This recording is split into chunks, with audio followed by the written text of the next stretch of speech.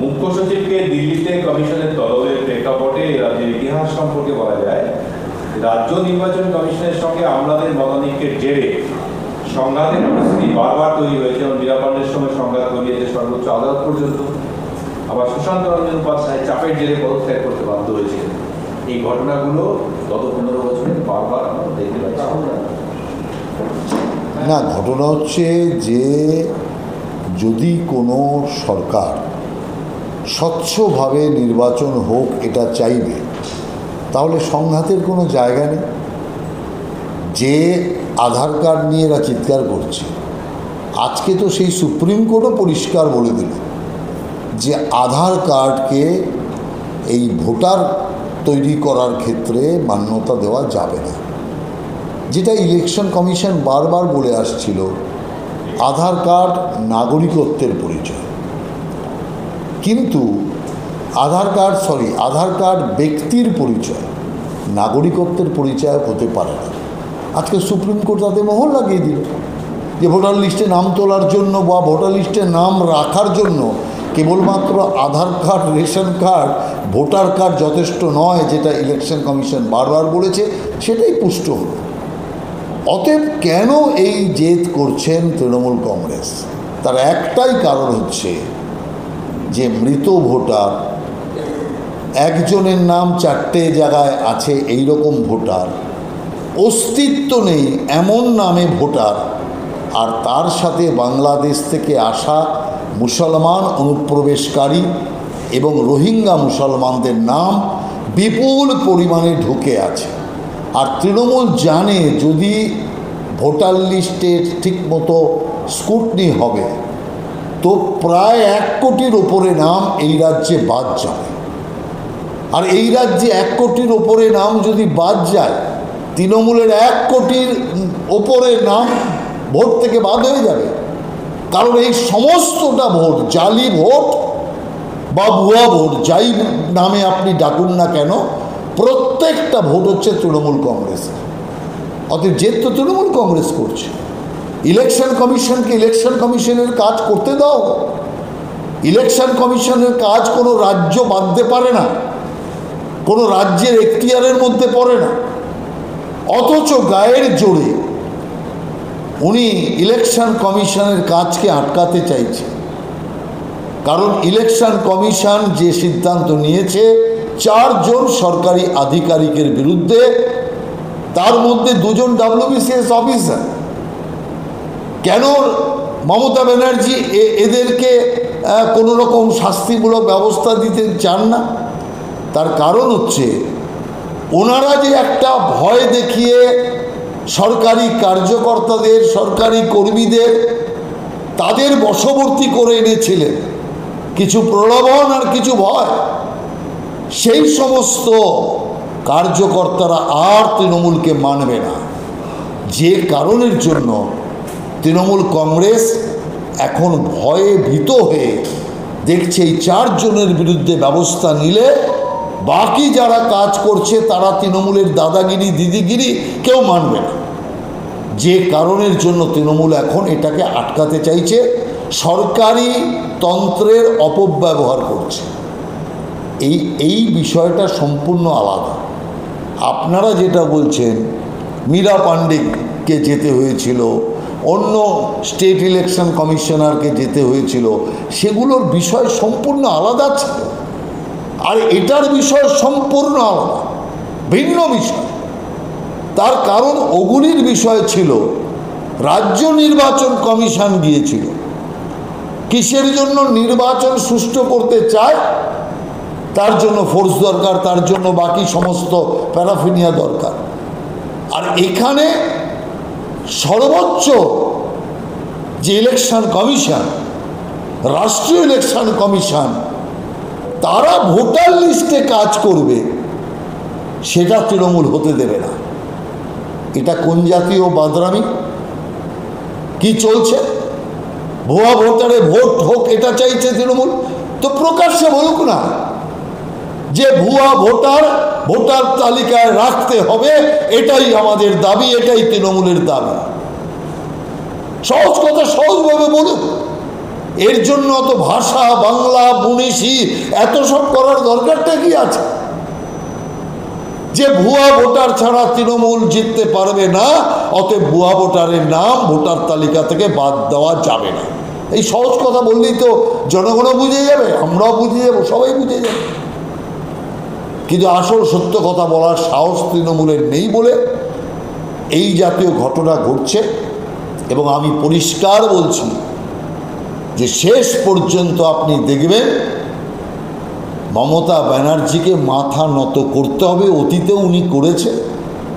এই ডিএমকে সরতে দেব না, এসপিকে সরতে দেব না, এই ডিজিকে সরতে দেব না, অনেক এরকম তালবাহানার নাটক করেছে, কিন্তু শেষ পর্যন্ত সেটাই মেনে নিয়েছেন। আসল ব্যাপার হচ্ছে তৃণমূল এমন একটা পার্টি সোজা খায় না, ঘাড় ধরে খাওয়ালে তবে খায়। আর সোজা কি খায়? ঘুষ খায়, কাটমানি খায়, ওগুলো সোজা খায়। আর সহজ যে জিনিস, সত্য যেটা আছে, সেটা ঘাড় ধরে না খাওয়ালে খায় না। অতএব এক্ষেত্রেও আপনি দেখবেন ঘাড় ধরে খাওয়ালেই খাবে।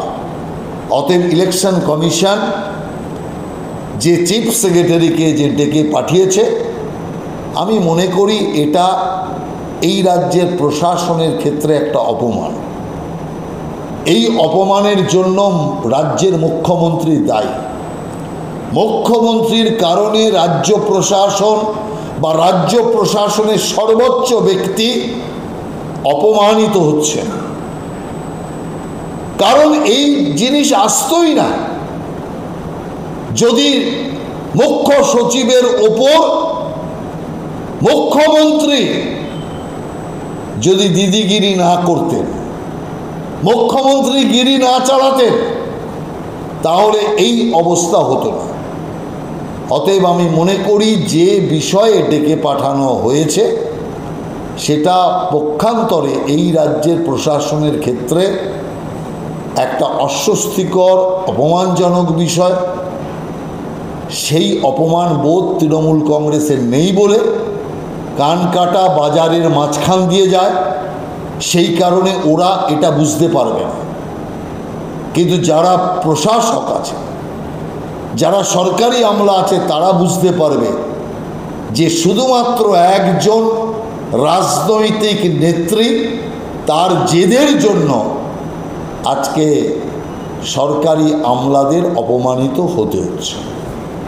এই যে ঘটনাটা ঘটলো, এগুলো অতীতে দেখা গেছে বারবার হয়েছে। যেমন কোনো অফিসারকে মনে হয়েছে পক্ষপাত দুষ্ট নির্বাচন কমিশন সরিয়ে দিয়েছে, ভোট মিটে গেছে, তাদেরকে আবার শপথে ফিরিয়ে নিয়ে এসেছে মুখ্যমন্ত্রী। এবং সেই সঙ্গে যারা স্বচ্ছতার সঙ্গে কাজ করবে বলে কমিশন দায়িত্বগুলো দিয়েছিল, তাদের বিরুদ্ধে সরকার দেখা গেছে শাস্তিমূলক ব্যবস্থা নিয়েছে। না, বিষয়টা হচ্ছে এটাই যে তার মানেটা হচ্ছে এই রাজ্যে সৎ টিকতে পারবে না। সৎ মুর্দাবাদ, মমতা ব্যানার্জি বলছে অসৎ জিন্দাবাদ। সেই কারণে যারা অযোগ্য, অপদার্থ, যাদের ইলেকশন কমিশন চিহ্নিত করে সরিয়ে দিল, উনি তাদেরকে ইলেকশনের পর মাথায় তুলে রেখেছে। আর যারা ইলেকশন কমিশনের ওই ভালো কাজ করলো, সুনাম অর্জন করলো, তাদের বিরুদ্ধে উনি শাস্তিমূলক ব্যবস্থা নিলেন ইলেকশন হয়ে যাওয়ার পর। আর উনি বলেনও তো তাই, ইলেকশন কমিশন ব্যবস্থা নিয়েছে, কদিন ইলেকশন কমিশন চলে যাবে, তারপরে তো আমাদের আওতায় আসবে, আমরা আবার ফিরিয়ে আনব। এই যে যে জিনিসগুলো আমরা দেখে আসছি, তার মানেটা কি? সেই জন্যই তো এই রাজ্যে শিক্ষক পদ বিক্রি হয়, এই রাজ্যে বালি বিক্রি হয়, নদীর বালি কেটে শেষ করে দেওয়া হয়, পাথরের কাটমানি হয়, এই রাজ্যে কয়লার পর কয়লা পাচার হয়, আবাস যোজনায় কাটমানি খাওয়া হয়, 100 দিনের টাকায় কাটমানি খাওয়া হয়। অতএব সেই কারণে কেন হচ্ছে, তার কারণ এটাই, এই রাজ্যে অনৈতিকতা জিন্দাবাদ, নৈতিকতা মুর্দাবাদ, এটাই তৃণমূলের মূল স্লোগান। আর এই স্লোগানটা তৃণমূলের কোনো ছোটোখাটো নেতা তুলতো তাহলে আলাদা বিষয় ছিল। স্বয়ং মুখ্যমন্ত্রী এই স্লোগান দিচ্ছে। নইলে যারা চাকরি চুরি করার পয়সা দিয়ে চাকরি পেল, তাদের হয়ে মুখ্যমন্ত্রী দাঁড়ালো প্রকাশ্যে। তাদের হয়ে মামলা করতে গেল, যোগ্যদের জন্য নয়, অযোগ্যদের পাশে দাঁড়ালেন মুখ্যমন্ত্রী। তার কারণ যে অযোগ্যদের কাছ থেকে পয়সা নিয়ে চাকরি দিয়েছে, এখন চলে গেছে চাকরি, তো এখন কি করবে? এখন তারা তো সব নাম প্রকাশ করে দেবে কাদের কাছ থেকে কত টাকায় চাকরি পেয়েছে। সেই কারণের জন্য মুখ্যমন্ত্রী স্বয়ং আসরে লেগেছে ড্যামেজ কন্ট্রোল করতে। অতএব এর থেকেই বোঝা যাচ্ছে যে এই রাজ্যে এই জিনিসই হবে, ভালো অফিসার তারা নিন্দিত হবে, আর অসৎ যারা কর্মচারী তারা পুরস্কৃত হবে। অভিষেক বন্দ্যোপাধ্যায় আজকে বলেছে যে কেন্দ্রীয় সরকার যখন সিদ্ধান্ত নিয়েই নিয়েছে যে স্যার করবেই করবে নির্বাচন কমিশনের মাধ্যমে, তাহলে করুক, কিন্তু তার আগে পার্লামেন্টটা ভেঙে দিই। তার কারণে এই সরকারটা নির্বাচিত হয়ে এসছে, তাহলে সেই জালি ভোটার তালিকার উপর। অভিষেক ব্যানার্জির কথাকে আমি আপাতত ওনাকে স্মরণ করাতে চাই যে এই ভোটার তালিকায় 21 সালে তৃণমূল কংগ্রেস জিতে এসছে, পিসি মুখ্যমন্ত্রী হয়েছে, আর 24 সালে কেন্দ্রীয় সরকার হয়েছে। সেই কারণে আগে পদত্যাগটা করা, ভেঙে দেওয়ার কাজটা বাংলা থেকে শুরু হোক। কারণ সবচেয়ে বেশি ভোটার লিস্টের চুরি, ভোটার লিস্টে ভুয়া জালি ভোটার, সবচেয়ে বেশি অনুপ্রবেশকারী এই রাজ্যের ভোটার তালিকায় আছে। এবং সবচেয়ে বেশি আধার কার্ডের জালিয়াতি, রেশন কার্ডের জালিয়াতি, ভোটার আই কার্ডের জালিয়াতিরা এই রাজ্যে কোম্পানি খুলে বসে আছে। অতএব সেই কারণে অভিষেক ব্যানার্জিকে আমি বলতে চাই, মমতা ব্যানার্জিকে দিয়ে উদ্বোধনটা করা, এই রাজ্যের পুরোপুরি মন্ত্রিসভা ভেঙে দিন, এই রাজ্যের বিধানসভা ভেঙে দিন, আছে তো কয়েক মাস বাকি, তো ভেঙে দিয়ে যাত্রাটা শুরু করুন। যদি করতে পারেন তাহলে এই নিয়ে কথা বলবেন, আর যদি করতে না পারেন মুখে সেলো টেপ লাগিয়ে রাখবেন, একটাও শব্দ করবেন না। আগে পার্লামেন্টের ভোট আসে না, বিধানসভাটা আগে আসে, 21 সাল আগে আসবে, তারপরে 24 সাল নিয়ে আপনি কথা বলতে পারবেন, কেউ বাধা দেবে না। বিভাস অধিকারী নামে তৃণমূলের যে নেতা ব্যবধানা বানিয়ে ধরা পড়েছে, তার সঙ্গে বিজেপি নেতাদের যোগাযোগ ছিল, এবং বিভাসের ছেলের সঙ্গে রুদ্রনীল ঘোষের সম্পর্ক। আবার বিভাসের নকল থানার আইনি উপদেষ্টা ছিলেন প্রাক্তন আইপিএস অফিসার বিজেপি নেতা দেবাশিস ধর। বিভাস অধিকারীর ছেলের সঙ্গে কৈলাস বিজয়বর্গীয়র একাধিক ছবি রয়েছে। এই নিয়ে বিরোধীরা বিজেপিকে নিশানা করছে। দেখুন, ছবি থাকাটা আজকের জামানায় একটা বড় বিষয় নয়। তার কারণ হচ্ছে সারা দিন একজন সেলিব্রিটি বা রাজনৈতিক নেতাকে অজস্র লোকের সাথে ছবি তুলতে, রাস্তা দিয়ে যাচ্ছে, দাদা একটা ছবি তুলব, লোককে বারণ করা যাবে, অতএব ছবি আসছে। আর তারপরে সেই ব্যক্তি কোনো ঘটনা করলে এই যে ছবি আছে, এটা কোনোভাবেই যুক্তিযুক্ত বিষয় নয়। দেখতে হবে যে দুর্নীতি হচ্ছে সেই দুর্নীতিতে ছবি ওঠা ব্যক্তি যুক্ত কিনা। অতএব শুধুমাত্র একটা ছবি দেখে বাজার গরম করার কোনো যুক্তি নেই। এয়ারপোর্টে একটার পর একটা সেলিব্রিটি বেরোচ্ছে, কত লোক ছবি তুলছে, অতএব সেই ছবির জন্য সে দায়ী হবে। অতএব কোনো কাণ্ড ঘটলে দেখতে হবে যার সাথে ছবি আছে সে ওই কাণ্ডের সাথে যুক্ত কিনা। আর নইলে শুধুমাত্র মিডিয়া ফোকাসে আসার জন্য এই ছবি নিয়ে যারা বিবৃতি দিচ্ছে তারা সঠিক কাজ করছে বলে আমার মনে হয় না। আজকে অভয়ার পাড়াতে পুরসভার কর্মীরা মশা মারার তেল ছেড়ে গিয়েছিল। অভয়াদের বাড়িটা না করে বাকি আশেপাশে সব বাড়িতেই করেছে। তখন অভয়ার বাবা বেরিয়ে এসে জিজ্ঞেস করে কেন করলেন না আমার বাড়িটা, ওরা কিছু না বলে চলে গেছে। পরে পুরসভা থেকে জানানো হয়েছে যায়নি, তার কারণ বাড়িতে শোকের আবহ, তাই ওরা যায়নি, ওরা ডাকলে যাবে। দেখুন, বিষয় হচ্ছে কদিন আগেই অভয়ার পরিবার থেকে এই কমপ্লেনটাই করা হয়েছিল, আমাদেরকে একরকম একঘরে করে রাখা হয়েছে, আমাদের সাথে কেউ কথা বলে না, বাজারে গেলে পর্যন্ত সব দোকানদার মাল দেয় না। আর এখন সেটা সত্যি প্রমাণিত হলো যে বাজার দোকানদার লোক নয়, স্বয়ং সরকার, স্বয়ং পুরসভা তারাও পক্ষপাতিত্বের কাজ করছে।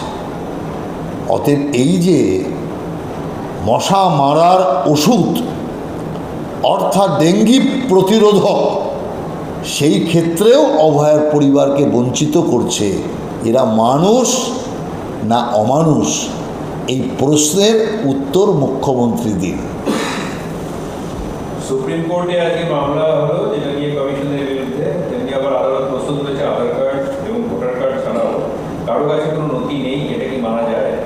আবার একজন বাংলাদেশিকে গ্রেপ্তারের ঘটনায় মুম্বাই হাইকোর্ট বলেছে আধার কার্ড ভোটার কার্ড থাকলেই কেউ এদেশের নাগরিক হয়ে যাচ্ছে না, কারণ এক্ষেত্রে দেখা যাচ্ছে সমস্ত কিছু জাল। আজকে সুপ্রিম কোর্ট যে জবাব হয়েছে কমিশনের পক্ষে গেছে, সুপ্রিম কোর্টে আজকে মোদ্দা কথা এখন বিষয় হচ্ছে, আজকে সুপ্রিম কোর্ট স্পষ্টভাবে জানিয়ে দিয়েছে শুধুমাত্র আধার কার্ড নাগরিকত্বের পরিচয়পত্র হতে পারে না। বম্বে হাইকোর্ট পরিষ্কার জানিয়েছেন Aadhaar card, ration card, voter I card, এবং যে ব্যক্তির ক্ষেত্রে এটা জানিয়েছেন তিনি এগুলো সব জাল করে রেখেছেন, ধরাও পড়ে গিয়েছে। সে তো পাসপোর্ট পর্যন্ত জাল করেছে। অতএব এর থেকে পরিষ্কার সেই পরিবার 10 বছর ধরে এখানে আছে, 10 বছর ধরে বম্বেতে আছে। অতএব পরিষ্কারভাবে বম্বে হাইকোর্টও বলে দিয়েছে যে এগুলো শুধুমাত্র নাগরিকত্বের পরিচয় নয়। 11টা নাগরিকত্বের পরিচয়ের কথা ইলেকশন কমিশন ঘোষণা করেছে। সেই 11টা পরিচয়ের একটা পরিচয়ও যদি কারো কাছে না থাকে, শুধু জাল আধার কার্ডটাই থাকে, তাহলে তাকে কি করে নাগরিক হিসাবে মানা হবে? তার নাম কি করে ভোটার লিস্টে উঠবে বা থাকবে? এ প্রশ্ন স্বাভাবিকভাবে সর্বোচ্চ আদালত এবং বম্বে উচ্চ আদালত একই কথা বলেছে। অতএব ইলেকশন কমিশন যে বক্তব্য এবং যে হলফনামা সুপ্রিম কোর্টে পেশ করেছিল, আমি মনে করি আজকের রায়ে একরকম সেটারই পুষ্টিকরণ হলো। ইলেকশন কমিশনের যে বক্তব্যকে সুপ্রিম কোর্ট এবং বম্বে হাইকোর্ট সমর্থন দিলেন। ঠিক আছে, আমাদের সমাধান নিয়ে যে কর্মসূচি তা নিয়ে বৈঠকে বসেছিলেন মুখ্যমন্ত্রী, সেখানে পুলিশের ভূমিকা নিয়ে তিনি প্রশ্ন তুলেছেন এবং বলছেন যে এত নেতা খুন হচ্ছেন কি পুলিশ করছে না, পুলিশ কি করবে? তৃণমূলের এক নেতা তৃণমূলের আরেক নেতাকে মারছে, মাঝে মাঝে এক আধটা বিরোধী দলের মানুষের উপর অত্যাচার বা খুন হচ্ছে, বেশিরভাগই তো তৃণমূল। তো পুলিশ কি করবে? পুলিশ তো তৃণমূলের দলবাজিতে পড়ে শ্যামরাখি না কুলরাখি অবস্থা পুলিশের। আর পুলিশকে বসিয়ে রেখে রেখে দলীয় কাজে ব্যবহার করে পুলিশের তো যোগ্যতাকেই নষ্ট করে দিয়েছেন আপনারা। আজকে পুলিশ অযোগ্য অবস্থায় তৈরি হয়েছে, তার কারণ হচ্ছে আপনারা পুলিশকে দিয়ে যে সমস্ত অনৈতিক কাজ করিয়েছেন, পুলিশকে দিয়ে যে সমস্ত অসামাজিক কাজ করাচ্ছেন, এরপরে আর পুলিশের দক্ষতা থাকে? পুলিশের দক্ষতা তো আপনারাই নষ্ট করে দিয়েছেন, যে কারণে পুলিশ কোনো ক্ষেত্রেই সফলতা আনতে পারছে না। জিএসটি স্বাস্থ্য বিমায় জিএসটি বাদ দেওয়ার একটা প্রসঙ্গ একাধিকবার শোনা গিয়েছিল, কিন্তু এখনো পর্যন্ত তার বাস্তবায়ন হয়নি। বাদ গেলে তো প্রায় 18% বিমা ক্ষেত্রে। না, স্বাস্থ্য বিমার ক্ষেত্রে যে জিএসটি আছে সেটা অনেকটা কম করার কথা একরকমভাবে কেন্দ্রীয় সরকার মেনেও নিয়েছে। এই বিষয়ে ভাবনা চিন্তা চলছে এবং যথা সময়ে মানুষকে রিলিফ দেওয়ার জন্য এই বিষয়টি কেন্দ্রীয় সরকার উপযুক্ত সময় উপযুক্তভাবে এটা প্লেস করবে। বিরোধী দলগুলি এসআইআর নিয়ে বিরোধিতা করছে, কিন্তু কালই বেগমরা এক তৃণমূল কর্মী একজন বাংলাদেশি অনুপ্রবেশকারীকে নিজের আত্মীয় দেখিয়ে ভোটার লিস্টে নাম তুলেছে। এই বিষয়ে কি বলবেন? না, এটাই তো হচ্ছে এসআইআর কিসের জন্য? এসআইআর তো এই কারণে যে বাংলাদেশ থেকে বিভিন্ন অনুপ্রবেশকারীরা এসে নাম তুলে নিচ্ছে, তাদের নাম উঠে যাচ্ছে, অথচ বাংলাদেশ থেকে উদ্বাস্তুদের নাম অনেক ক্ষেত্রে উঠছে। এই যে ভুয়া ভোটার, বিদেশি ভোটার যাদের নাম বেআইনিভাবে উঠছে, সেই বেআইনিভাবে নাম ওঠার জন্যই তো সরকারি আধিকারিকদের এগেনস্টে এফআইআর করার কথা ইলেকশন কমিশন বলেছে, যাতে মমতা ব্যানার্জির গোসা হয়েছে। সেই কারণে আমরা বলতে চাই যে ভোটার তালিকার সংশোধন দরকার, স্বচ্ছতা দরকার। ভোটার তালিকা স্বচ্ছ হলেই স্বচ্ছভাবে ভোট হওয়া সম্ভব আছে। অতএব সে কাজ যতই বিরোধীরা বাধা দিক, তৃণমূল কংগ্রেস বাধা দিক, সেই স্বচ্ছতার কাজ হবেই হবে, কারণ এটা সবাই চাইছে। আজকে সুপ্রিম কোর্টও এটা বলেছে যে ভোটার তালিকাকে সংশোধন এবং স্বচ্ছতা আনতে হবে। সুপ্রিম কোর্টও আজকে একই কথা বলেছে। অতএব সেই কারণে আমরা মনে করি স্বচ্ছতা আনার কাজ যেটা নির্বাচন কমিশন করছে, এরা সংসদের বাইরে ওই রবীন্দ্রসঙ্গীত গেয়ে আর কিংবা প্ল্যাকার্ড লাগিয়ে সংসদের কাজকর্মকে বরবাদ করতে পারে কিছু সময়ের জন্য, কিন্তু এসআইআরকে আটকাতে পারে না। ভুয়া ভোটারের নাম ভোটার লিস্টে থাকবে না, এটাই হচ্ছে পণ, আর এই পণকে ইলেকশন কমিশন পূরণ করবে।